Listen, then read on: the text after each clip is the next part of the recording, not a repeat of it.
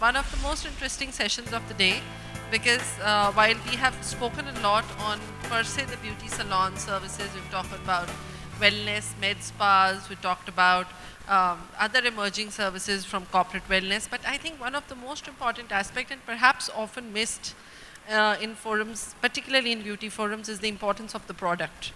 And the product, whether it's a professional product or whether it's a B2C product, today needs or has moved or elevated to a very different level than what it used to be till a few years back. However, the strategies that we still use to sell those products, sometimes even in the salon or sometimes even on the shelf, still somehow continue to be traditional. But this time on, we've also brought e-commerce within this panel where we've got Rishi from My NV Box, and I'll start with him. So how is My NV Box is, for some of you who do not know, it's a beauty in a box model. And so how is it breaking the traditional norms of product retailing? How is e-commerce actually challenged or changed as you feel the beauty product retailing, particularly in the luxury segment? So I don't think we're changing any particular models, but what we are doing is changing the way luxury brands market to customers. Right? So the way we when we talk to brands, we are their digital and experiential marketing agency. Right? It's all about getting people to try products. So if you look at the retail infrastructure in India, it's still quite poor. So what if you want to go test a Dior product? Where do you go? If you live in Lucknow, how do you test Chanel? How do you test a spa salon product? How do you test Seasoul Cosmeceuticals? How do you do that? So you need products like this that come out, and sitting at home is the best way to try a product. Not in a store where someone's trying to sell you something. You're at home, comfort of your home, try your products when you need it, how you want to use it. And if you like it, then you can actually go out and make an informed purchasing decision. That's basically what we do for luxury brands. So because in e-commerce it's easy to get analytics in place. So what have been your analysis of the consumer who buys from e-commerce?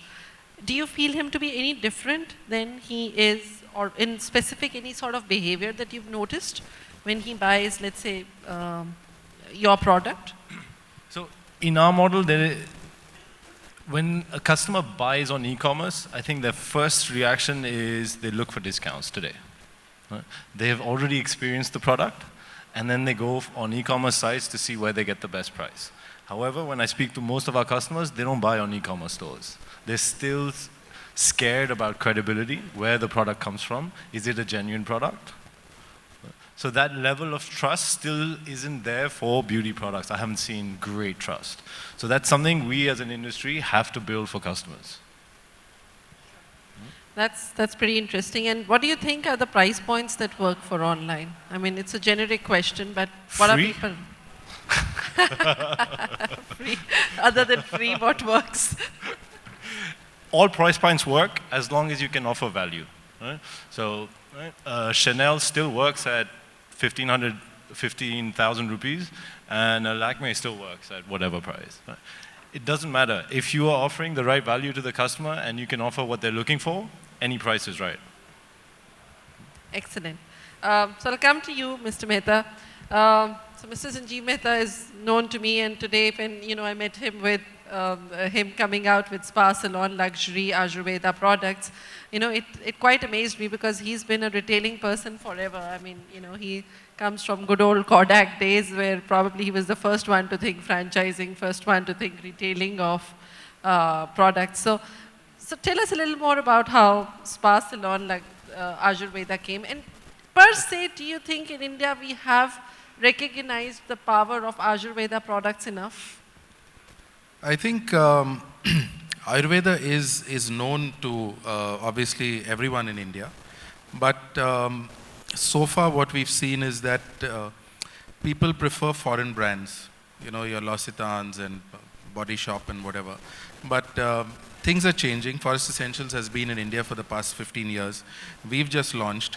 Our brand is Sri Lankan, but we are present in about 10 countries, right from Japan to Singapore to Turkey to India, of course. And if you look at our presence in Sri Lanka, which Sri Lanka is not even the home of Ayurveda, India is.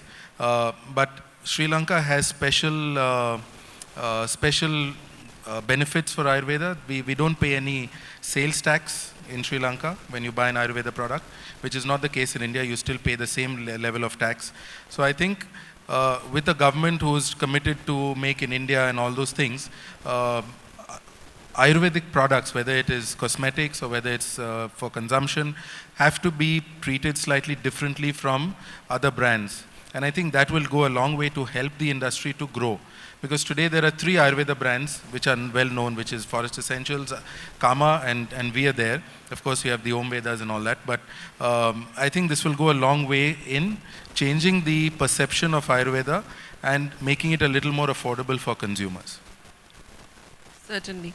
And do you think India is ready? And I mean, of course, while you've given us examples of Forest Essentials and Kama, but per se, are we ready for Indian-based Ayurveda products done up like Body Shop or done up like Luxe? Well, there's no reason why we shouldn't be. If you look at the marketing, the brand identity of Forest Essentials, look at ours. I think the reason I wanted this shown was how this brand has been created in Sri Lanka, which is a neighboring country. Similarly, I think Forest Essentials in India has done a fantastic job. It's an issue of taking the brand overseas with your packaging, with your brand identity, with your ethos. We are already present in 10 countries. We've been received extremely well. And Ayurveda is something which awareness exists in most countries of the West, Australia, Japan, everywhere. So there's nothing stopping us from taking it and making it big. I'll give you another example. There's a company called Dilma Tea in Sri Lanka. I don't know how many of you have heard of it, but Dilma Tea is exported, I believe, to about 85 countries, and it's well known in those countries. So if they can do it, and it's all about the brand. It's not about the product itself or how tea is tea at the end of the day. I mean, you have different varieties, yeah. But it's all about how you position it, how you package it, and how you market it. And I think that's the secret of success. I'll come to you, Subham. You have products through which you do both B2B and B2C business. So in-salon retailing is something that you've been very passionate about. So tell us a little more about it. How do you go about it? And what do you really think about is Indian marketplace, Indian salon market, spa market really been able to capture the retailing within the premises? I personally feel that retailing of a product in a salon is very, very important. It was, if some years back, it was limited to only hair care and skin care. But now most of the salons, it has been most of the essential parts of increasing the bottom line for the salon. And with the retailing of in-salon, the other advantage with the salon is they already have a test market ready for it because they have professional products. So the consumers who walk into the salon, they can actually try the professional treatments, experience the brand, and then they would need to maintain that treatment at home. So they have certain kind of home care products. And beyond that, apart from the conventional hair care and skin care retail products, there are many new avenues that can be seen in a salon. Like these days, we are retailing. We have a brand called eRtail for eyelashes. So we inculcate the culture of retailing of in-salon eyelashes within the salon. And these days, professional hair brushes are in demand because you get all the common brands in the retail drugstores and everything, but there's a need of the professional. Any lady who walks into the salon would need a professional brush to use at home. So there are various professional hair brushes brand, which we have a brand, Olivia Garden, which we are retailing also within the salons. And so it can be a very innovative tool to increase the profits within the salon. But do you think salon owners are really concentrating enough on it?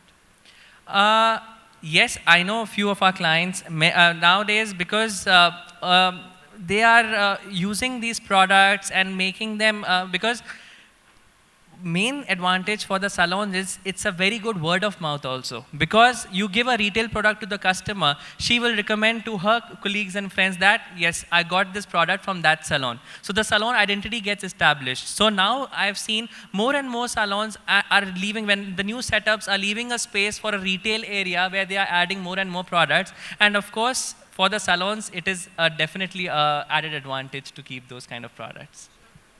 Thank you so much. We'll come to you, Manisha. Seasoul Cosmetics, to me, represents a very organic line of cosmetics. And so, do you really feel that, is it something that, while people are understanding that organic is important, but how is the market really emerging out of it? Do you think that there is enough organic cosmetics being really sold off the shelves, or for that matter, Seasoul Cosmetics, which is probably giving this market, or in the coming years, a much bigger future than we're seeing right now? I would personally say that, you know, I mean, we started Seasoul in India almost 3 years ago, and if I go back and think, globally, organic products and the wave of being green and being organic started almost a decade ago, and we are still lag behind. We are getting there. There's a lot of awareness and education required. I mean, as a owner of Seasoul, I take a lot of privilege in actually talking to the, you know, I mean, the ground staff, meet them, train them at every salon wherever possible to act, because it's very, very important first to train the trainers. If you don't have, I mean, I always, this is one of the most popular thing I always tell the, you know, I mean, the staff therapists, that the job that you are doing is an equivalent to a doctor, because people trust you for what you're using on your, on their face. They, I mean, most of the times when we walk into a salon, you know, I mean, from a naive person's perspective, like, we would always believe what the therapist is telling us. If they say, ma'am, this certain facial is good for your skin, we'll just go by her word. But it's similar to a doctor. Like, you know, I mean, if doctor says this medicine is good, you'll just close your eyes and take it. So same thing, it is very, very important for them to understand. And when you actually go and meet them, you realize that their basic knowledge is zero. All they know is their hands, know how to do those facial movements. They just understand a bit of product, they get the incentives, and that's about it. You know, but that's where we try to create that craveness, that importance of being educated, importance of having that awareness, importance of feeling good about your role, because it's very, very important to know what you're doing. Because being organic definitely is the next thing. Because, I mean, look, globalization is definitely, you know, I mean, we were just talking to one of our colleagues today that we had not seen winters this year in Delhi. Like, there was hardly any winters. What is happening? It's all thanks to globalization. You know, I mean, to top it up, the pollution, you know, the adulterated food that we are eating, we are already feeding ourselves a lot of chemicals every day, every minute of our lives. I mean, in a study that we had performed 3 years ago, a normal human being uses around 200 chemicals per day, which starts from your toothpaste to your soaps, to your shampoos, to your perfumes, to your creams, to everything. So, I mean, and that's why problems in, I mean, you know, diseases like cancer persist today. Where was cancer 30 years ago when our parents were our age? They were hardly a case. But now if you think, every other family would have had, you know, lost a family member or would have suffered from a similar problem. So it's all thanks to, you know, the environment, the pollution, and the adulteration that we have into our, you know, our food, our products. So the next thing, definitely, I mean, organic food is already in, you know, I mean, but at the same time, what has been happening in the industry, the wave is there. The people are moving towards organic, but at the same time, there are a lot of brands who are actually abusing these big words, you know, which is organic, Ayurveda, natural, and herbal. There are very, very few brands actually who stay by the, you know, by the names, who are actually, you know, legally Ayurvedic or organic. Because what has happened is, like, you know, I mean, they would be, because they'll probably have one organic ingredient in their product, and they'll just tag their product as organic. But an you know, aware client would read the label as organic, and they'll just buy the product off the shelf. But the real truth is written on the same box in the ingredients. That's what I always try to educate and, you know, create that awareness, that please read the ingredients list before you buy the product. Don't go on the fancy packaging. It's more than the packaging. So it has to be very, very important of what you have and what you're using on your skin. And definitely that wave is coming. It is there, and then, I mean, next 5 years, we would be seeing much more, you know, organic products getting sold off. And, I mean, we have seen an exponential growth in our company in Seasoul in the last 3 years, and touch wood, we are just growing big, getting bigger and better. Thank you. Super. But do you really think that pushing organic products or organic brands of cosmetics, particularly within salons or spas, would actually help more consumer awareness to happen? I would say, in a way, yes, because at the end of the day, we go to school to get educate ourselves. So same thing is salon and spa, we consider them as experts in that industry. But at the same time, before they convey any messages further, their education has to be, their awareness has to be, sort of perfected up to a limit. Because, it's more than organic, actually. I wouldn't really just go by the word organic. It's about getting free from harmful chemicals. Even the baby brands today sold in India have the harmful chemicals like sulfates and phosphates, so that means we are feeding the chemicals to our kids right from their birth. So it's very, very important to go harmful, chemical free, then having the tag is organic, Ayurvedic, herbal or natural. Super. Vaibhav, I'll come to you. You're doing at Lovely Lifestyle, you're doing the whole bit where you're doing in-salon products, you're doing B2C products, you're doing natural organic products, you're doing e-commerce as well. So tell us a little more about what do you think of the retailing scene, particularly within the salons, as well as the market perception, which is, when we were growing up, there just used to be like a handful of beauty products one could consume. Today, there's a huge wide range one can consume. So how do you really go out and tap the consumer and build your own brand in the market? It's getting more tougher because the market is getting more competitive. Okay, that's an interesting question. At Lovely Lifestyle, we are trying to be an aggregator as well as a discovery platform for a lot of brands which are in India and as well as international brands. Two of the panelists here, they are the vendors for Lovely Lifestyle, and they both are organic and natural products. And there are many other brands out there in the country. Now, when I start seeing, from the customer perspective, the knowledge is missing. And maybe they use something which was an inferior product, as Manisha mentioned with the label organic. So the experience went bad, and they are very vigilant of buying a product again. And thanks to all the fake sellers on Flipkart, Snapdeal, and other portals, that the overall trust in the consumer is missing.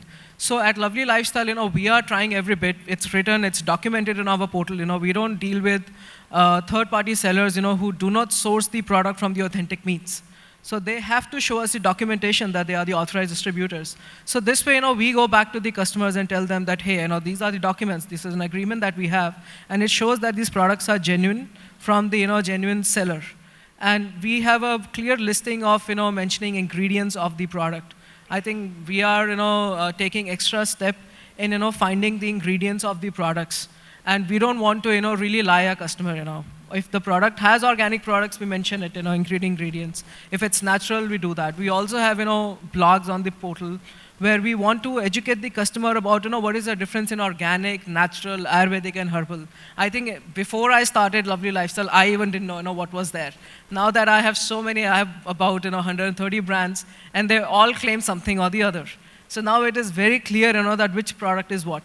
And now it's easy to sell a product in salon, I think, because there's a lot of trust between the customer and the person who's doing the beauty or anything. But at the online site, I could be saying anything until as there is some human element, which says that this product is genuinely organic or natural. It's going to be useful for you. I think we are seeing that kind of problem right now, and we are solving it because we have staff which is educated by the vendors themselves, and and they know what they're talking about when they're selling the customer. So right now it's a challenge, but at the same time it's an opportunity because I come from a tier 2 city, and I know a lot of these brands which we are talking about here, whether it's Luxe, Spa Salon, or macadamia, these products are not available in a smaller city. Even if they are available by the fake means. So, it brings an opportunity to serve the tier 2 or tier 3 towns. And, we are taking that bit, very seriously. And moreover, the consumer is definitely getting, more interested in organic products. There is no doubt in that. But I think there is going to be a good mix of usage of organic products as well as non-organic. I'll be lying if I say, that everybody is going to use only natural products. You have a mix of all the products, in your daily life. Sure. I'll come to you, Mr. Sapra. What have you seen as a change which has happened in terms of product consumption in the market? So while clearly I see there is a general interest, which is towards natural, towards organic. But what is your perception of consumer behavior in the market, both in retail as well as in e-commerce? Yeah, that's a good question. It all depends upon the market segment. I think the answers vary depending upon whom you're targeting, right? We cannot be a one-all for everybody in the market. It all depends upon the properties or the benefits that you can project off the products that you are selling. You know, it needs to solve a problem. There's got to be a genuine need for the consumer to buy, right? So, and you've got to create that need. Now, there are different ways in which you're creating it. I mean, I've just heard from the panelists some very creative ways of, of creating that kind of a need, right? Convenience, bringing beauty to the doorstep, right? Try and buy, that's built in, which is the same as what the salons also do today, right? Now, you've got the trust factor in the salon with the esthetician. A client walks in, they develop a relationship with the esthetician over time. There's got to be some loyalty if the esthetician is professional and is doing a great job. And then it's a matter of, recommending the right product which is appropriate for that client. And you sell the solution one client at a time, right? And that's really what works. Now, and I agree that, the market is very diverse. It could be organic, it could be natural, it could be, cosmeceutical. It all depends upon your taste and what you've been educated upon. You think that, cosmeceutical is the fad? Go ahead, try it, right? But I think at the end of it all, and we are an ancient civilization. Ayurveda is, one of the oldest, areas of medicine that we have been well versed with. At the end of it all, it, goes round in one circle, right? Where people have tried different things, they come back to organic, natural, native, whatever, right? Something that, blends in with their skin and gives them long-term benefits. It's not quick solutions anymore. And the people who are looking for quick solutions will also then have to address problems at some point in time, right? So, there are pros and cons of doing this. So I don't know if I've answered your question, but, I've gone all over.